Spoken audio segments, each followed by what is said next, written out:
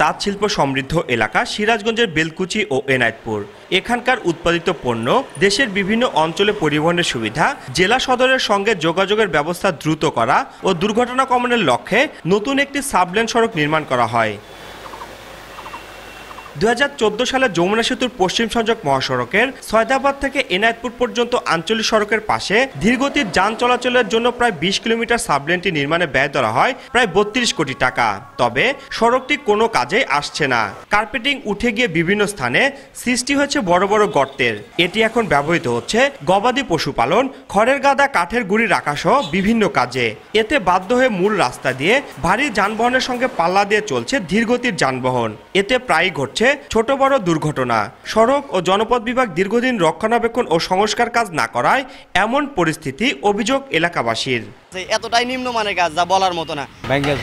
জায়গা জায়গায় খালি পাল্লা, কেউ গরু বান্ধা থই। ছোট যানবাহন চলাচল যদি এই রাস্তাটা দিয়ে করতো তাহলে আমার মনে হয় যে এরকম অ্যাক্সিডেন্ট হইতো না। অতি শীঘ্রই রাস্তাটা যদি মেরামত করে দিত আমাদের অনেক সুবিধা হইতো আর কি। তবে সড়ক ও জনপথ বিভাগ বলছে আঞ্চলিক এই সড়কটি পাবনা পর্যন্ত মহাসড়ক করার জন্য 1000 কোটি টাকার প্রকল্প অনুমোদনের জন্য মন্ত্রণালয়ে পাঠানো হয়েছে।